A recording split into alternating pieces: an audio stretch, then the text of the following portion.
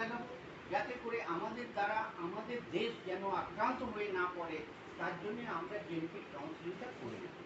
আমি যে গল্পটা বললাম এর মধ্যে তোমরা বুঝতে পেরেছো যে থ্যালাসেমিয়া ক্যারিয়ার আর থ্যালাসেমিয়া পেশেন্ট এর মধ্যে যে তফাৎ, এটা কি তোমরা বুঝতে পেরেছো?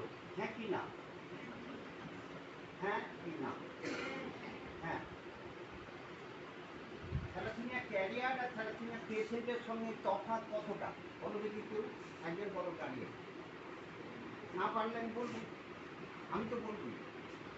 থ্যালাসেমিয়া পেশেন্ট বড় বললে হাত বড় বলে দাও, যেটুকু বুঝেছো সেটুকুই করো, না পারলে আমি কোনো ভয় নেই। সাহস আর দুটো সাহস ক্যারিয়ার আর পেশেন্ট এর মধ্যে তফাৎটা কি?